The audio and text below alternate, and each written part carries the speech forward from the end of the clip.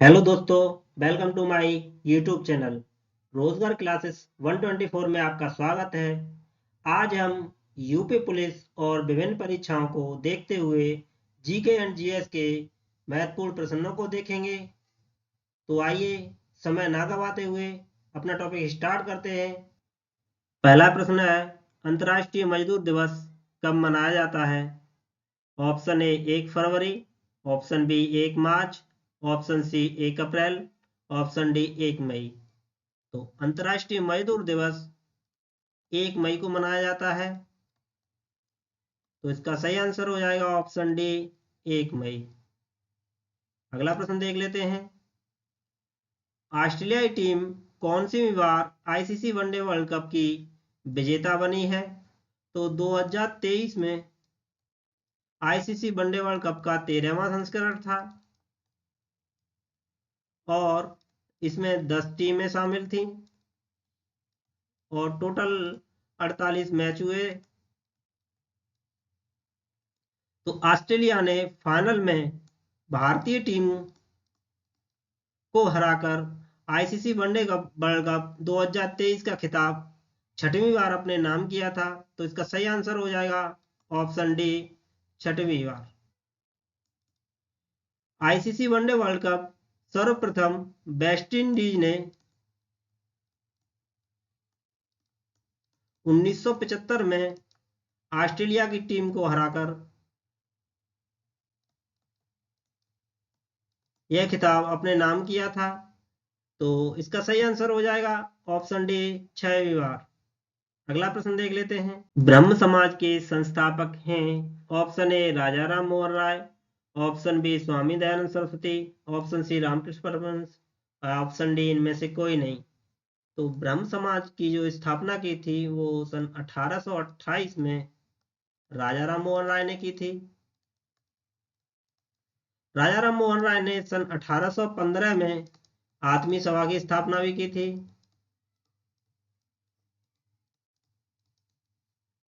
राजा राम मोहन राय को जो राजा की उपाधि दी थी वो अकबर द्वितीय ने दी थी। अकबर द्वितीय ने दी थी। तो इसका सही आंसर हो जाएगा, ब्रह्म समाज के संस्थापक हैं ऑप्शन ए राजा राम मोहन राय। स्वामी दयानंद सरस्वती ने 1875 में आर्य समाज की स्थापना की थी। तो इसका सही आंसर है ऑप्शन ए राजा राम मोहन राय। अगला प्रश्न देख लेते हैं। मनुष्य के मस्तिष्क की सबसे बाहरी झिल्ली होती है। अब मनुष्य के मस्तिष्क की सबसे बाहरी झिल्ली कौन सी होती है, देख लेते हैं।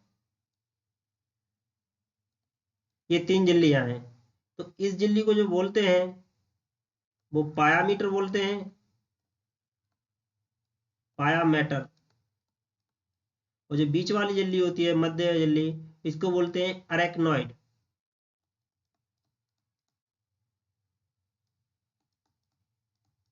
Arachnoid matter. और जो बाहरी झिल्ली होती है उसे बोलते हैं ड्यूरा मैटर। तो इसका सही आंसर हो जाएगा ऑप्शन सी, ड्यूरा मैटर। अगला प्रश्न देख लेते हैं। नीति आयोग कब बनाई गई, या नीति आयोग की स्थापना कब हुई थी? तो नीति आयोग 1 जनवरी 2015 को हुई। इसके जो उपाध्यक्ष हैं वो सुमन बेरी हैं, सुमन बेरी। और नीति आयोग के अध्यक्ष जो होते हैं वो प्रधानमंत्री होते हैं। तो इसका सही आंसर हो जाएगा ऑप्शन ए, 1 जनवरी 2015। अगला प्रश्न देख लेते हैं।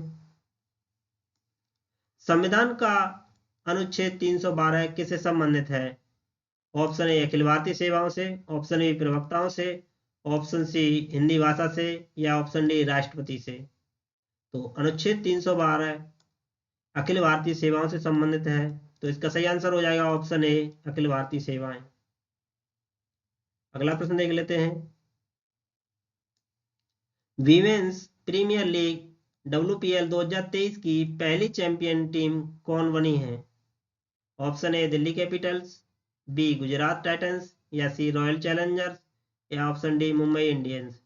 तो वीमेंस प्रीमियर लीग को मुंबई इंडियंस ने दिल्ली कैपिटल्स को हराकर यह खिताब अपने नाम किया है। तो इसका सही आंसर हो जाएगा ऑप्शन डी मुंबई इंडियंस। अगला प्रश्न देख लेते हैं। डिंडीगुल नाम है केरल में एक पक्षी विहार का, ऑप्शन बी है तमिलनाडु में एक नगर का, ऑप्शन सी है कर्नाटक में एक त्योहार का, या ऑप्शन डी आंध्र प्रदेश में एक तटीय नगर का। ये बहुत इंपॉर्टेंट क्वेश्चन है, ऐसे क्वेश्चन पूछे जाते हैं।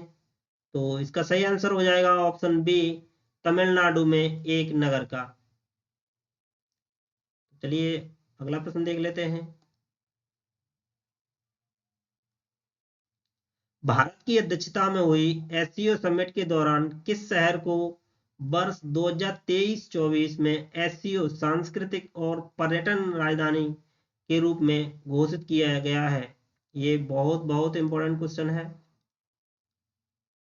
तो 2023-24 में एससीओ की सांस्कृतिक पर्यटन राजधानी जो नामित किया गया है वो कजाकिस्तान के अलमाटी शहर को किया गया है 2023 में का।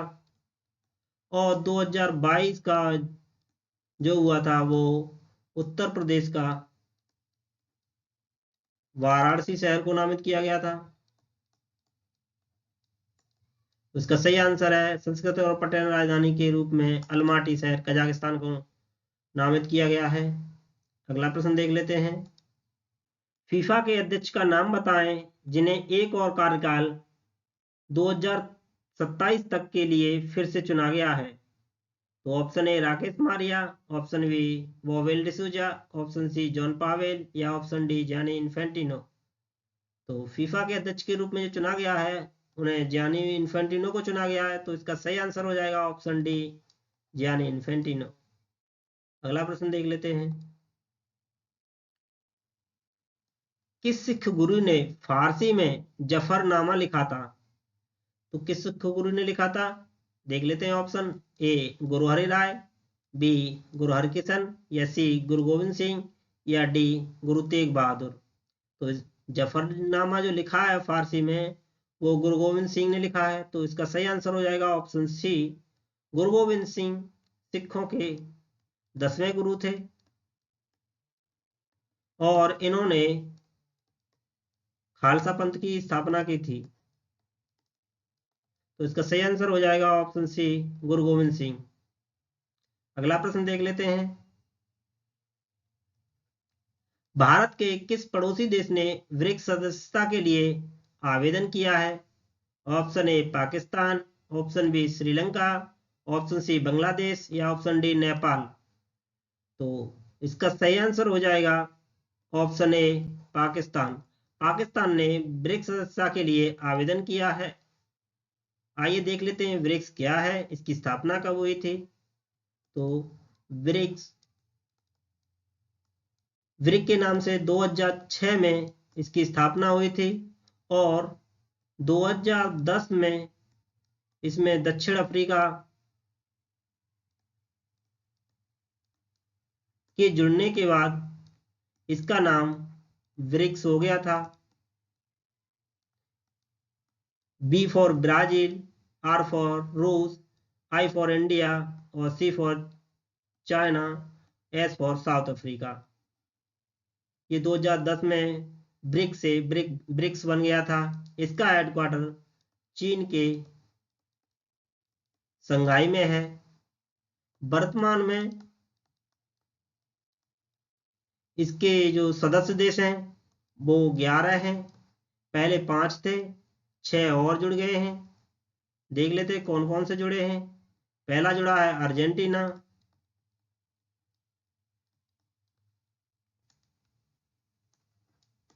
दूसरा है सऊदी अरब, तीसरा यूएई, चौथा है मिस्र, पांचवा इथियोपिया, और 6वां है ईरान। तो अब कुल देश कितने हो गए? 11। अगला प्रश्न देख लेते हैं। भारत के संविधान का निम्नलिखित में से कौन सा अनुच्छेद अस्पृश्यता का उन्मूलन करता है तथा किसी भी रूप में इसके आचरण का निषेध करता है? तो इसका सही आंसर क्या हो जाएगा? ऑप्शन ए अनुच्छेद 15, ऑप्शन बी अनुच्छेद 16, या ऑप्शन सी अनुच्छेद 17, या ऑप्शन डी अनुच्छेद 18। अनुच्छेद जो 18 में है वो उपाधियों का अंत है। ऑप्शन 16 में है अवसर की समानता।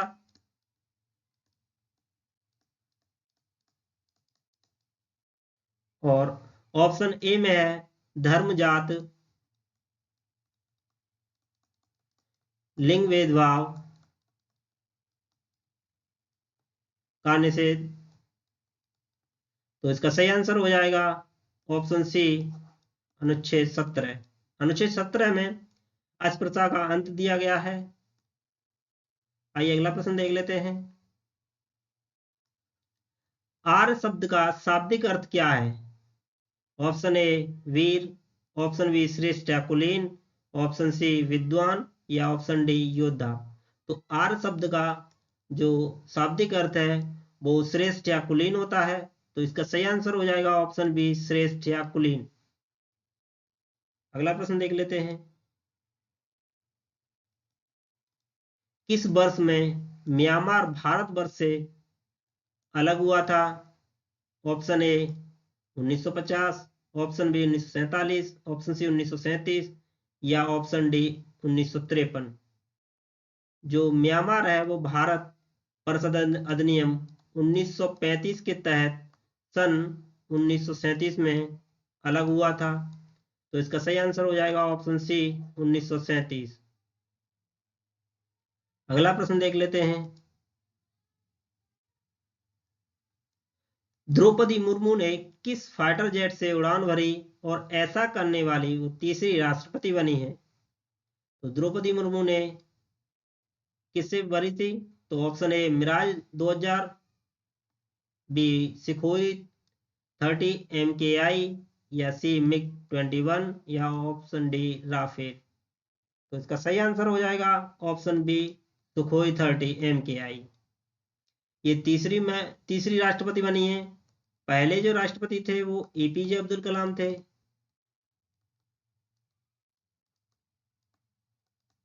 जिन्होंने सन 2006 में उड़ान भरी थी।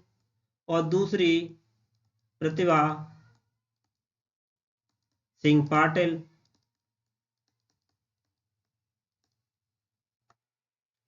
2009 में भरी थी उड़ान। तो इसका सही आंसर हो जाएगा ऑप्शन बी सुखोई 30 MKI। अगला प्रश्न देख लेते हैं।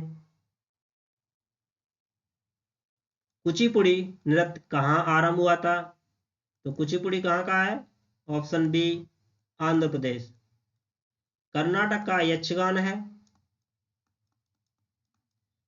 पंजाब का भांगड़ा या गिद्धा, राजस्थान का कालबेलिया नृत्य प्रमुख है। तो इसका सही आंसर हो जाएगा option B Andhra Pradesh. 3 seconds किस खेल से संबंधित है? ऑप्शन ए मुक्केबाजी, option B basketball, option C billiards, या ऑप्शन डी इनमें से कोई नहीं। तो 3 सेकेंड जो शब्द है वो बास्केटबॉल से संबंधित है। इसका सही आंसर हो जाएगा ऑप्शन बी बास्केटबॉल। अगला प्रश्न देख लेते हैं। निम्नलिखित में से कौन प्लास्टिक मुद्रा के रूप में प्रचलित है? Option A ATM, option B कागजी नोट, ऑप्शन सी चेक, या ऑप्शन डी ड्राफ्ट। तो ये सभी कागजी नोट होते हैं। तो प्लास्टिक ATM हो जाएगा ऑप्शन ए प्लास्टिक का ATM। अगला प्रश्न देख लेते हैं। किसने कहा था कि कर्ज जमा की संतान है और जमा कर्ज की संतान है? Option A Keynes, option B Marshall, option D Pigou, option D Crowther. तो इसका सही आंसर हो जाएगा ऑप्शन ए केन्स। केन्स ने कहा था कि कर्ज जमा की संतान है और जमा कर्ज की संतान है। तो सही आंसर है ऑप्शन ए केन्स। अगला प्रश्न देख लेते हैं। तीसा की भयानक आर्थिक मंदी की अवधि क्या थी? तो तीसा में भयानक आर्थिक मंदी आई थी, उसकी तिथि पूछी है। तो इसका ऑप्शन देख लेते हैं। 1920 से 30, 1929 से 33, 1918 से 25 या 1998 से 2009। तो इसका सही आंसर हो जाएगा ऑप्शन बी 1929 से 1933। अगला प्रश्न देख लेते हैं। सैमसंग किस देश की कंपनी है?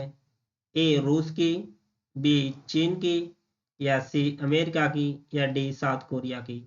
तो सैमसंग जो कंपनी है वो है साउथ कोरिया की। तो सही आंसर हो जाएगा ऑप्शन डी साउथ कोरिया।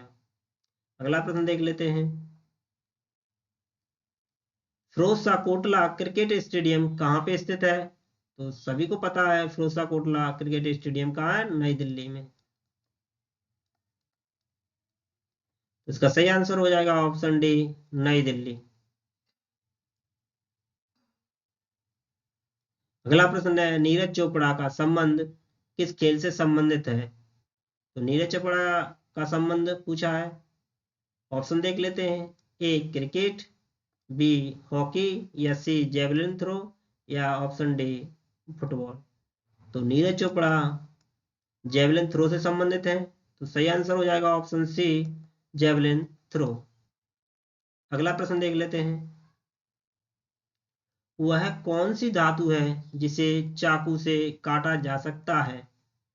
ए लोहा, या बी स्टील, या सी सोडियम, या डी सोना।